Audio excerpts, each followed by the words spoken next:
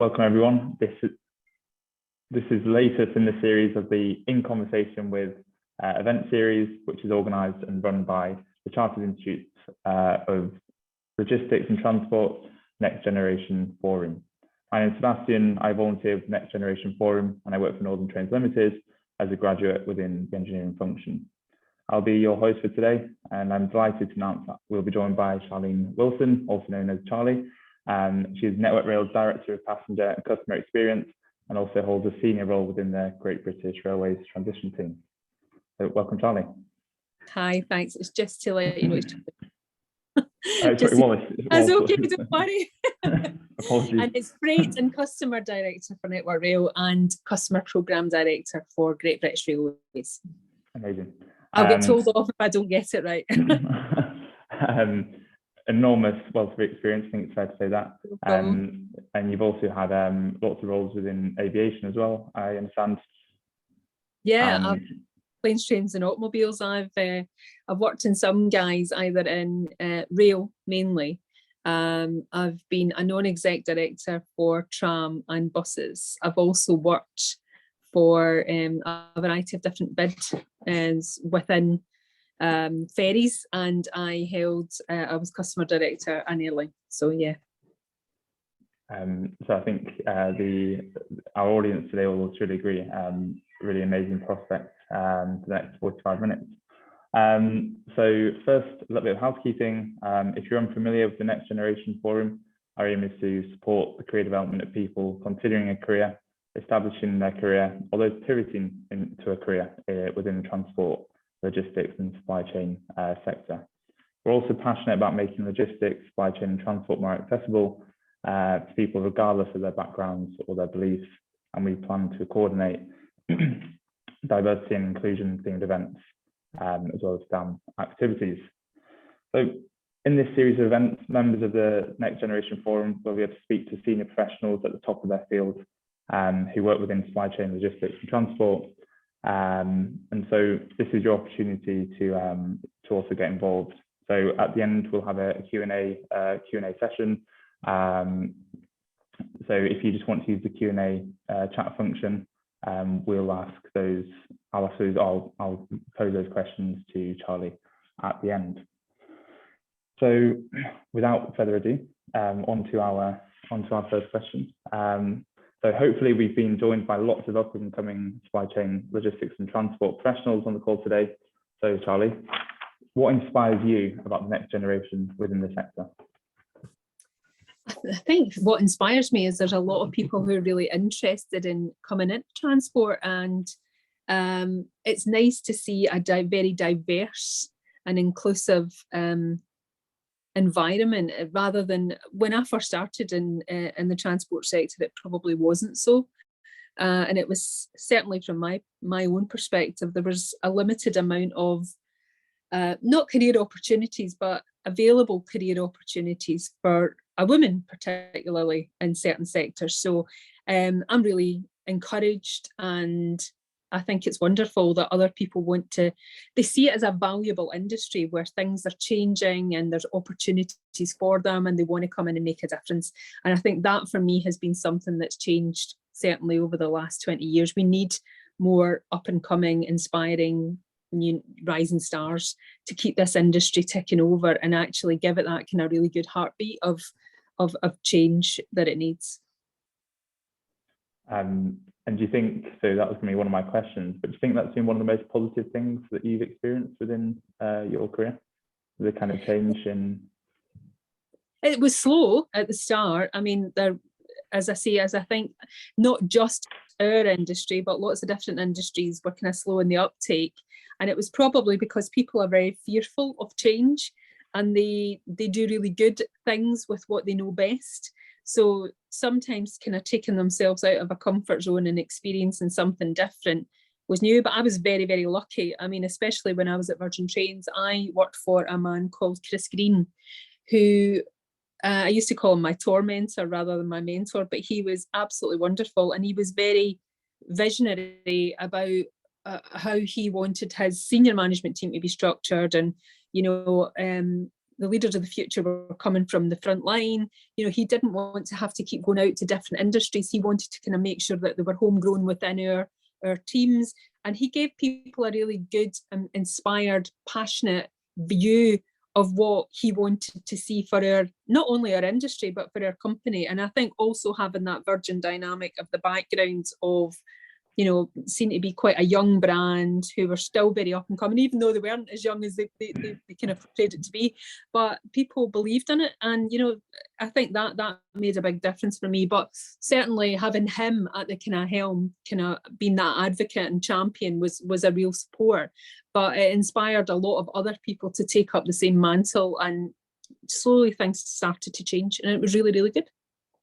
And do you think we've got enough of those people within the industry today? Or I don't think we've got, we never have enough. You know, I think we also have to, I think everybody always has to kind of think of the next step. So people that I have seen come up the ranks and are doing really well and are, you know, are turning into these new leaders of the future should therefore be trying to give their experience and knowledge to others, you know. And I love this reverse mentoring program that people set up, you know, where you can learn so much from each other. You can never know too much, you know, you only know what you know. But I think it's impossible to say that you've got too many people who are like-minded, because, you know, we're in a very changing environment. The world is very different now to it was before. Our customers are expecting a lot from us, a lot more from us. And I keep saying they're more unforgiving because we had a space of COVID, you know, where things were slower for transport. And they were saying, well, why is it taking so long for things to change? Why haven't you done that? Because you had all those years when you weren't doing X, Y, and Z, you know, so they have become a little bit more demanding, and rightly so. You know, people aren't accepting, I suppose, a bad experience as being okay because it gets them from A to B. They actually want that full-on customer experience. And that doesn't just go for passengers, that goes for every customer that has a touch point on the journey and whatever guise your transport takes, you know. So it's not just about getting passengers from A to B, which is really, really important for revenue, I get that, but it's also the touch points of every customer who gets on a train, a plane, a bus, you know, a tram, whatever form of transport they take. It's about our supply chain, it's about our line-side neighbours, it's about our community rail. It's so many people make it up. And also freight. Freight's played a big, big part, you know, especially in COVID, because they still managed to get everything from A to B. You know, we weren't without medicines, we weren't without all these different items, especially around the festive season where people were expecting delays for selection boxes and wine, etc. We still managed to get a lot of really vital component parts to where they needed to be. And I think that says a lot, where we work together and we make things happen, you know. So the more like-minded people we can get in the industry, the better. Excellent response. And I guess at the top of the show, we kind of mentioned about the number of positions you've held within different within the transport industry. So what is it about the sector that's made you stay? It's just because I'm old that I've got so many different. You know, I love, no day is ever the same, and regardless of how people see it, I think it's fascinating because people in rail always see airlines as being a little bit more forward thinking and a little bit more innovative, and I genuinely don't believe that. I think we all think very similarly, but it's how we deliver it. I think sometimes within rail it's harder to do things because of how we are actually structured.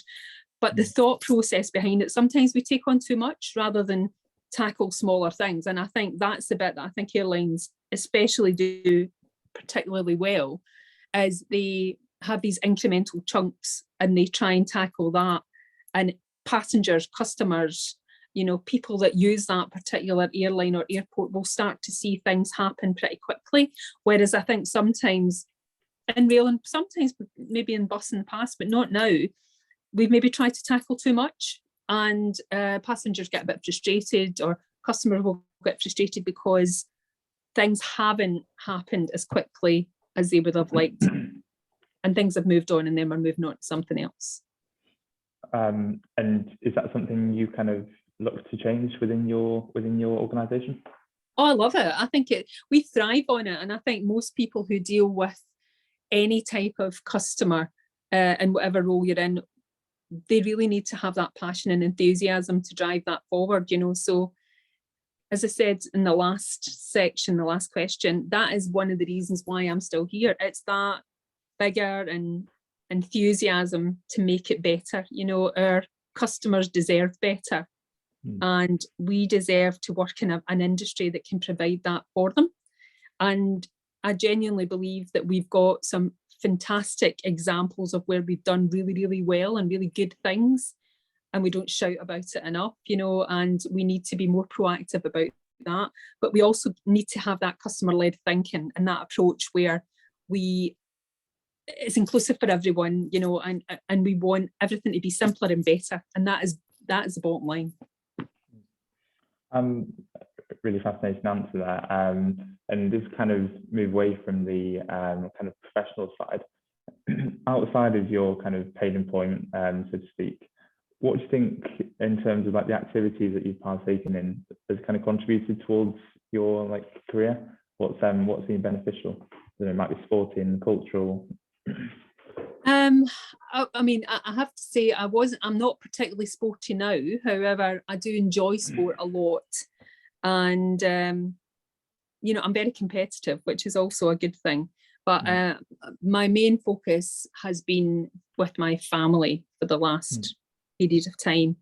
And a lot of my frustrations, I think, with our particular industry, I've experienced that because I've been a mum with a buggy.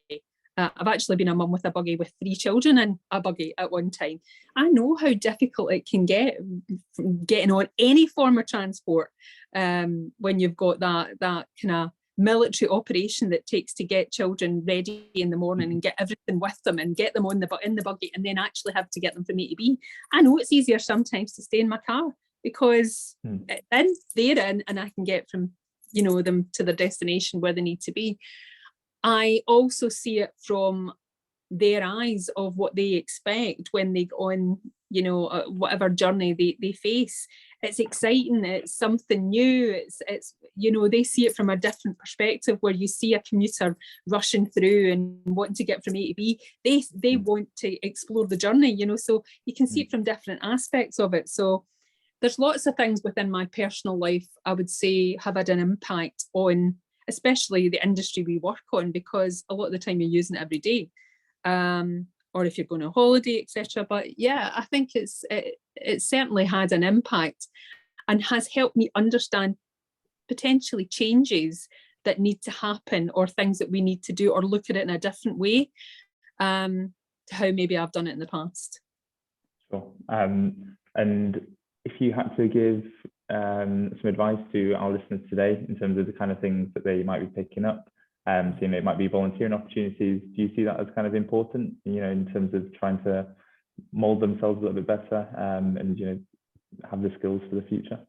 I think volunteering is exceptionally important. I try and encourage my team as much as possible to use the days that they have available. We're lucky that an organisation supports us to be able to do that, and certainly from any companies that aren't in that position, it's something to think about, because I think it gives people a chance to, for one, give back, but also it's a real learning opportunity as well, because you get to mix with so many different other people, but also see things firsthand that could certainly, again, have an impact on your everyday work life, or decision making that you have, or opportunities that you haven't explored within your own organisation. It could be something that you could do as a joint venture or something new.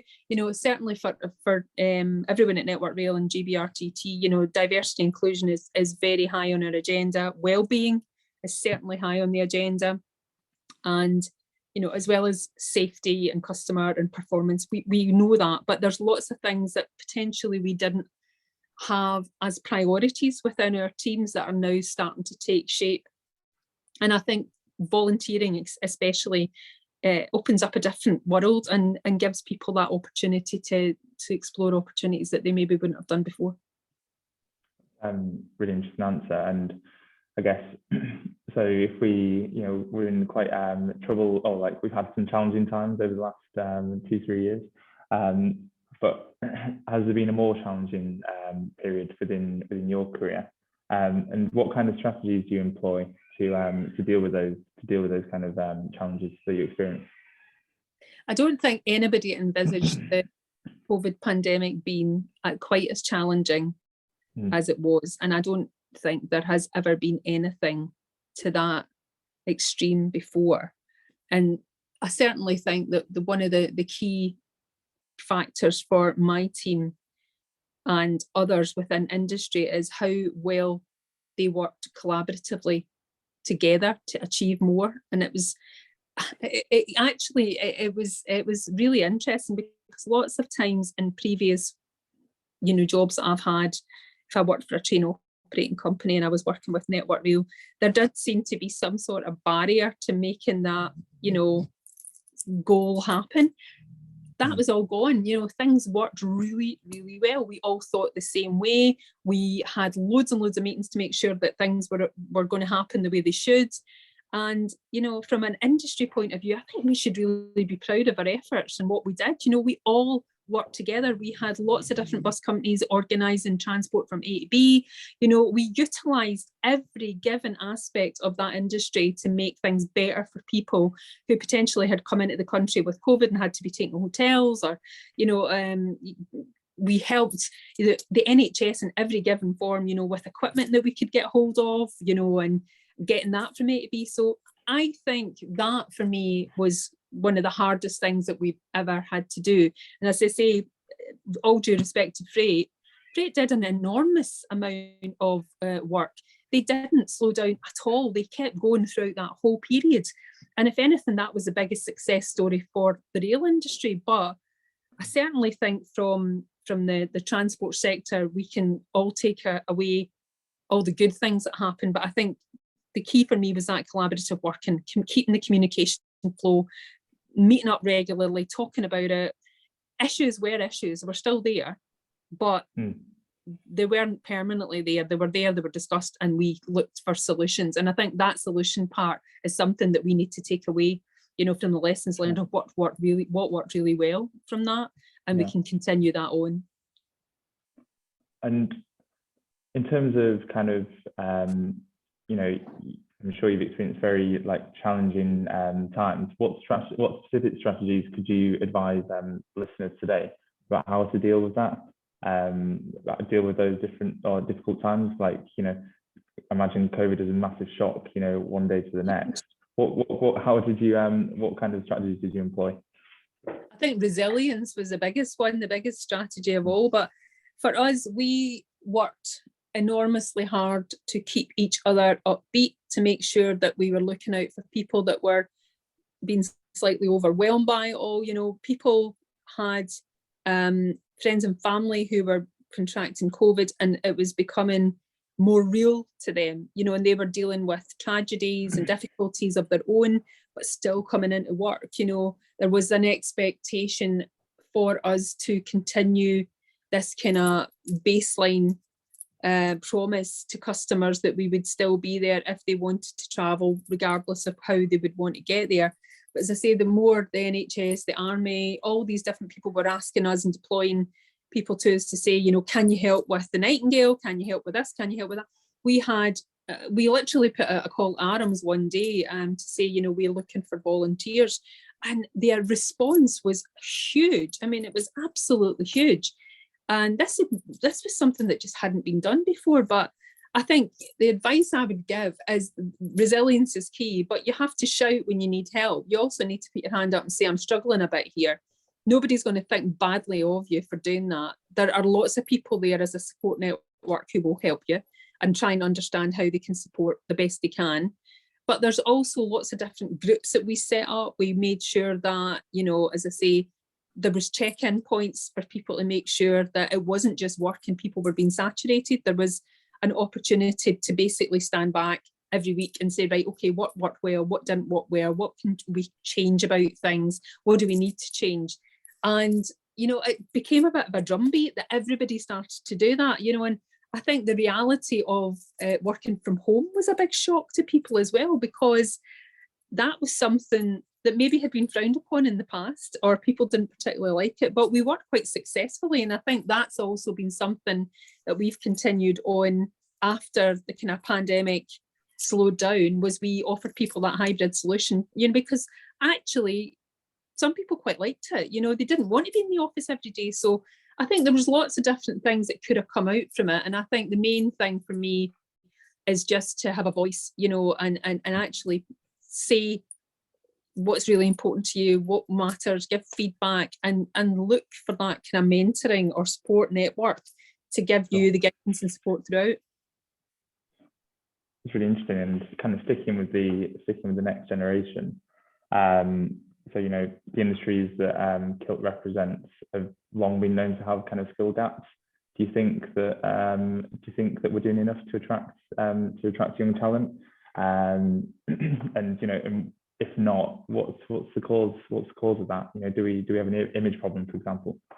Oh, I think there is a huge image problem. I think that's changing though, and I think it's changing for the better, because there's certain parts of our industry, as I said before, maybe considered to be less stuffy, less rigid, less likely to be reluctant to change, and that's a public perception. So lots of people will maybe have thought it wasn't as glamorous an industry as they particularly wanted to join or whatever. But for those people who are looking for something that was a kind of long-term steady state, it seemed to be that's the kind of people that we would attract. And I think also there's room for everybody. There's lots of different opportunities and lots of different, jobs out there. It would be awful if we all wanted to do the same thing, but we need a different and very wide and varied skill set.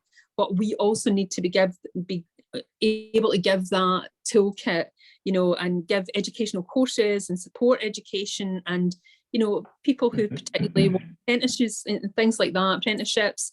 We need to develop more of that within our industry. And again, we can learn from other industries that do things particularly well. But also, I think where we do particularly well, we should shout a little bit louder about it and get involved more. And people will see from a social media point of view how much actually is happening within our industry. And I know the Chartered Institute of Logistics and Transport are very forthcoming and, and providing information where they can on that. But from an industry, I think we could do more, and we should do more. And touched on something else I was going to ask. Do you think, and you've hinted about it, are we too insular? Train operating companies, compare themselves to other train operating companies. Should we be comparing ourselves to, car manufacturers, for example? I think that's a good point, and it's actually something that I've thought about over many, many years. I've attended lots of seminars and conferences, like many of us on this call, and I think the interesting debates and conversations that we've had have been around those particular organisations who compare themselves exactly to what you've said to somebody completely different, and I remember being at a conference once and was told that the rail industry, in comparison to some other industries, was ranked as low as in customer thoughts as used car salespeople. And that appalled me, because I thought, who actually did you ask in this forum to come up with that? But, if that's public perception, it's up to us to change that, and people used to say to me many years ago that we got compared a lot from Virgin trains, especially, were compared to Virgin Atlantic were compared to Virgin Holidays, and we used to meet up on a regular basis as a group. And people were really surprised when Virgin Trains started scouting up this, the for recognition, for customer satisfaction, because people just didn't believe that railways could do that. Why are you on the same level as Virgin Atlantic? You shouldn't be. But actually, public perception had grown so much, and we listened to a lot of feedback from our customers, and we changed things that made that difference. And I think that's what we could do better, So yeah, I don't think that bus operators should really compare.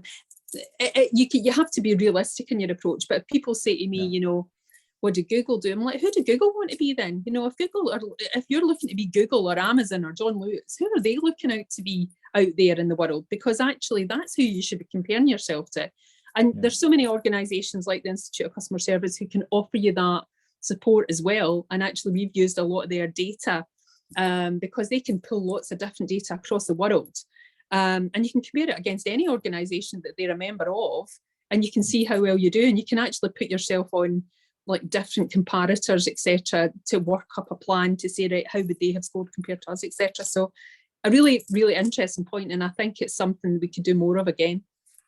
And you've touched on it there, but how important is language in changing attitudes within the industry? So, for example, rather than referring to passengers or like company X, saying, well, actually they're our customers, they're what's driving our revenue.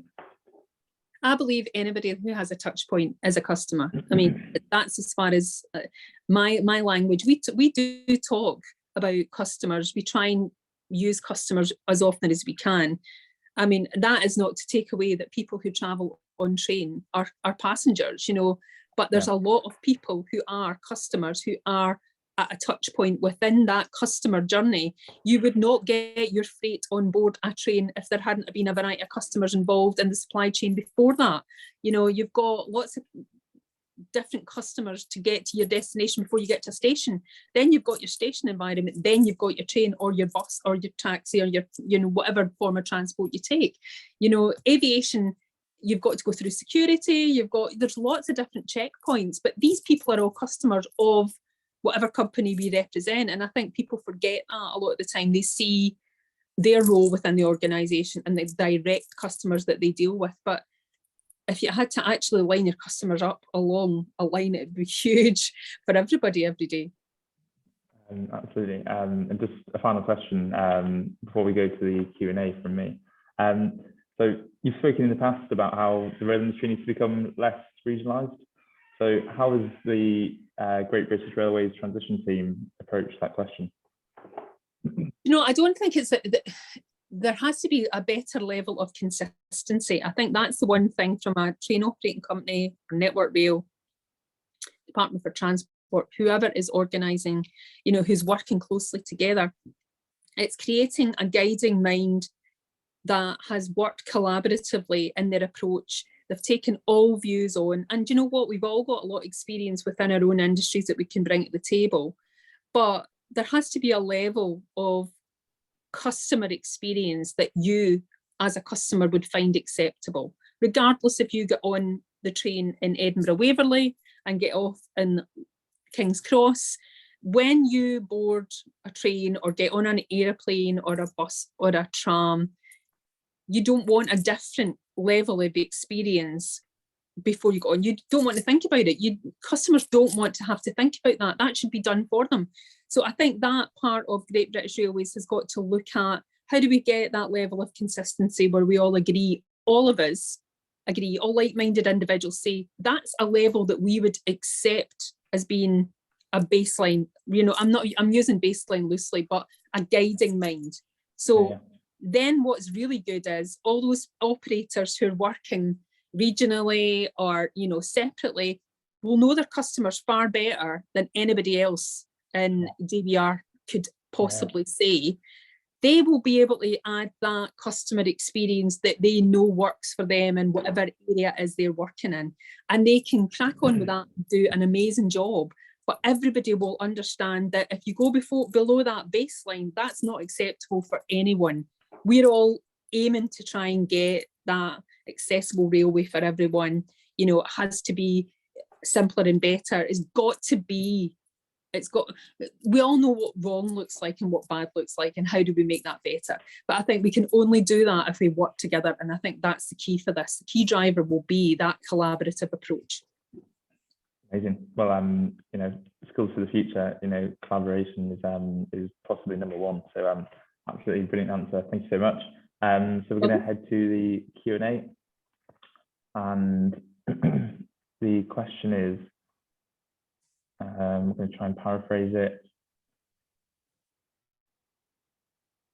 So, would Charley be prepared to share Virgin's recipe for gaining customer support, even in times when not able to operate totally reliably? How does that apply to Network Rail? It's difficult because Virgin's recipe was always, for all Virgin worked in a very, group environment behind the scenes. They all had their own separate functions. But I think the philosophy that came from Virgin was very much the same. And that consistent approach of how their customers were treated and they believed wanted to be treated was the same regardless of which part of the group you worked in. And I think that's the starter for 10 for the recipe, so there was a level of consistency that people had an expectation. So it's not over-promising and under-delivering. It was very much a case of, we have an expectation of how we're going to be treated, and actually you've met that, but it doesn't mean to say you couldn't do better. There was always an opportunity to do more.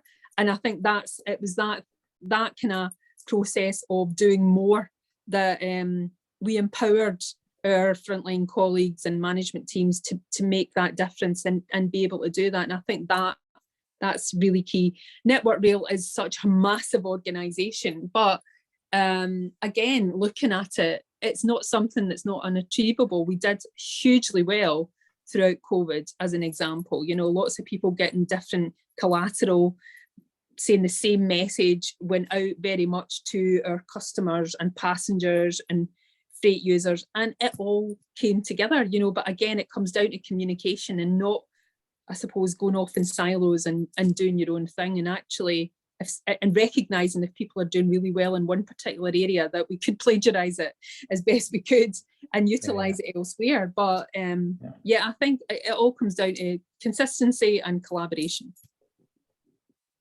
Well, thanks very much for that excellent question, John. If anyone else has any questions, then please use the Q&A function. Just in their absence, I'm going to ask one of mine. So where does Network Rail see growth within the rail freight sector? I think there's lots of opportunity for growth. I mean, that's the big strategy, isn't it? We've got decarbonisation. We're looking at opportunities within the industry where particular paths can be made. We're working very closely with ports. We've got a team who are based within Network Rail and within GBR who are looking at business opportunities. And I think that for me is exploring it. We've looked at light freight, so there's many opportunities within the freight sector that could have been explored and potentially in the past haven't. So it's revisiting those opportunities and actually saying, is now the time to do it? There are a lot of grandfather rights to certain routes within the industry that aren't being utilised properly. Is this an opportunity now to look at it from a freight perspective and say, do you know what, we could maybe look at it from their way of getting from A to B? But the big thing is actually recognising that the freight users are commercial organisations and they know their customers far better than we do, and working really, really closely with them and trying to identify opportunities that will grow their business and make them more appealing to other areas who particularly don't use rail at the moment, but might want to, because we need to give them that confidence and reassurance that that's on our radar. So there's lots of opportunities for freight.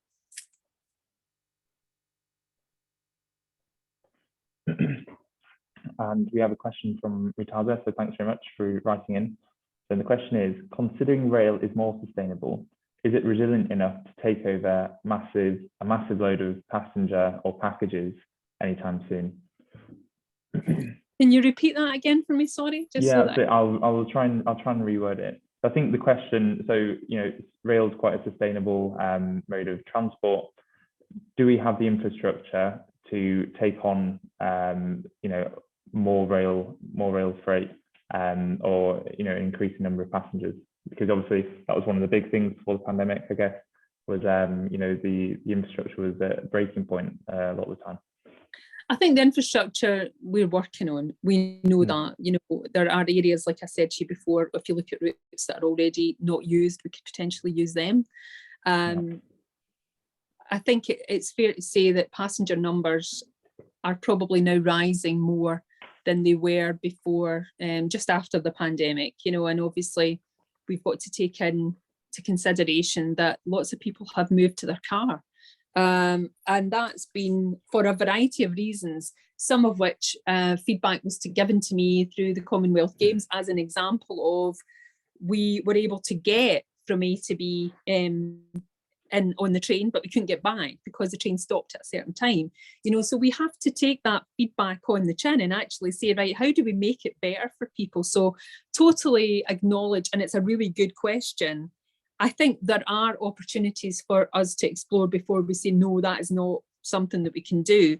I certainly think that we can offer a better structured, fair proposition for people. And I think that has to be very clear that it can be quite confusing for people who don't use the rail network as often as potentially we do. But they want a simpler, better railway. That is the bottom line, So if we give people simpler, better railway, they'll tend to use it more. But I think we need to kind of revisit the basics of why people travel in the first place, and it needs to be a convenient way for them to travel and encourage people back out of their cars, because that's ultimately the name of the game. And I think a lot of that comes down to, we've had lots of feedback from people who have accessibility issues, and they've said, you know what, it's just not worth it for me. I'm just going to go in the car because I've had 3 horrendous experiences and nothing's changed.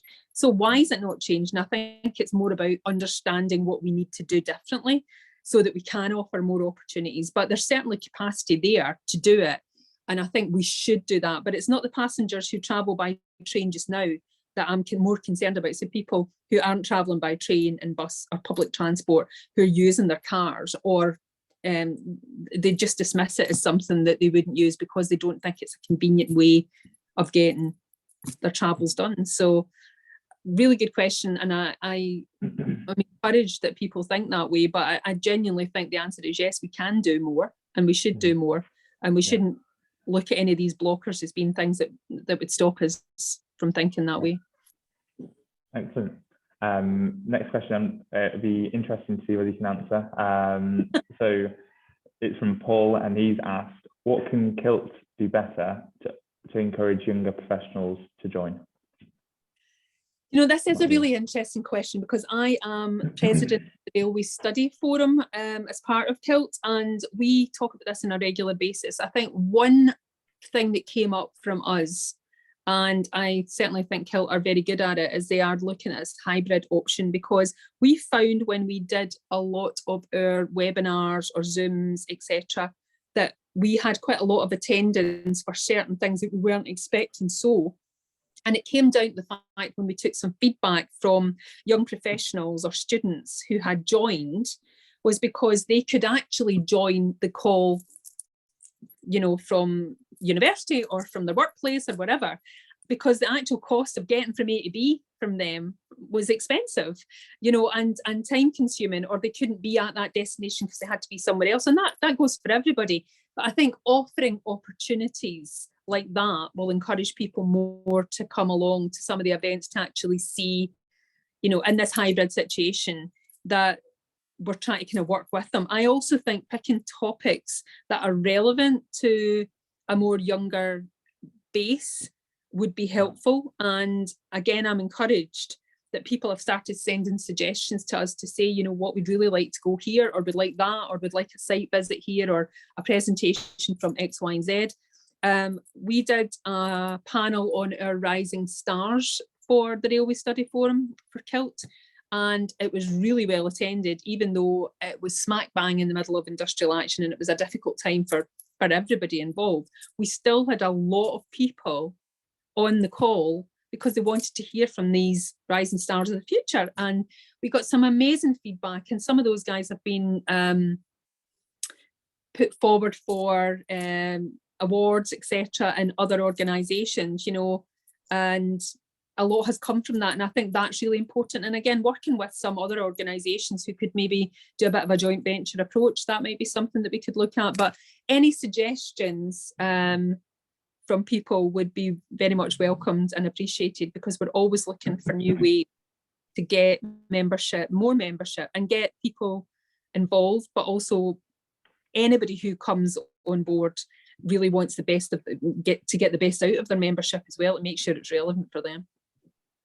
Excellent answer, and perhaps we'll be able to pick this up afterwards and send an email out to the attendees to get your feedback on what we can do better in future to improve. And any these kind of topics events. that people would be happy to hear from, or particular speakers, that would be wonderful. If we could get feedback like that from the listeners, that would be amazing. Yeah, we'll pick that up on afterwards. So just a final call. Is there any more questions, or are we going to wrap up?